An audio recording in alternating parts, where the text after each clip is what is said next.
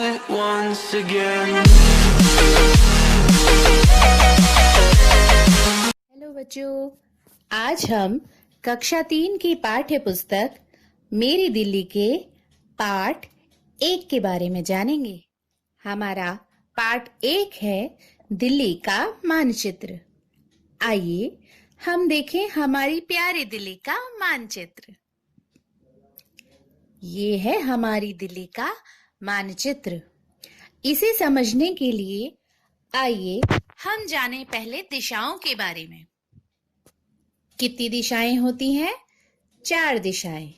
यदि हम सूर्य की तरफ मुंह करके खड़े हो जाएं और अपने दोनों हाथों को फैला दें तो हमारे मुंह के सामने होगी पूर्व दिशा।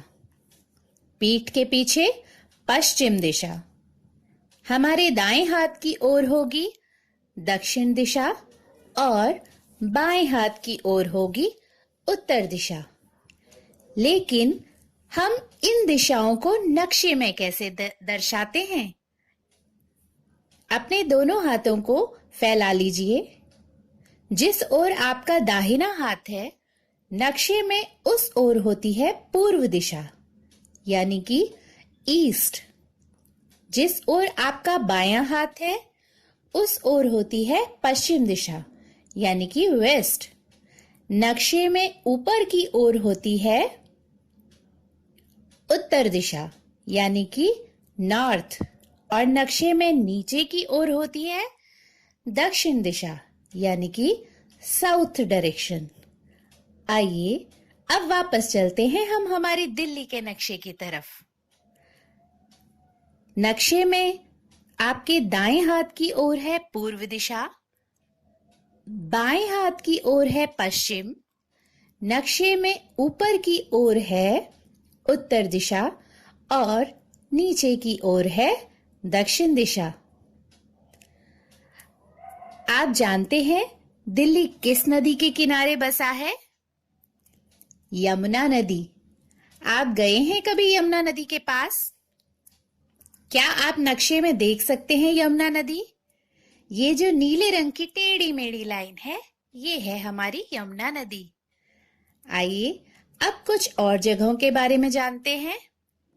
नदी के साथ साथ देखिए लाल किला। लाल किला आपने देखा है? जरूर देखा होगा। हमारे प्रधानमंत्री जी का भाषण जो होता है 15 अगस्त को। लाल किला से नीचे देखिए जामा मस्जिद,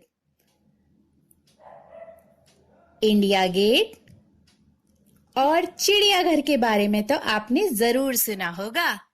बहुत सारे जानवर जो होते हैं वहां पर। इस चित्र को पहचानते हैं आप? क्या है ये?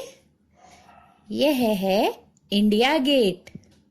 आइए अब देखें अगले चित्र में। यह है कुतुब मीनार। आप गए हैं कभी कुतुब मीनार? यह किसका चित्र है? यह है लाल किला, जहां हमारे प्रधानमंत्री जी का भाषण होता है। यह क्या है? जंतर मंतर। आइए अब अगला चित्र देखें। यह खूबसूरत मंदिर कौन सा है भला? यह किस शेप में बना है? कमल की शेप में, इसीलिए इसे कमल मंदिर या लोटस टेम्पल भी कहते हैं। इसका एक और नाम है, इसको बहाई उपासना मंदिर के नाम से भी जाना जाता है। तो देखा आपने कितना सब कुछ है हमारी दिल्ली के बारे में। और भी बहुत सारी जानकारी है। यही सब तो जानेंगे हम अपनी पाठ्य पुस्तक के माध्यम से। अगले पाठ के लिए इंतजार कीजिए, फिर मिलेंगे। Bye bye.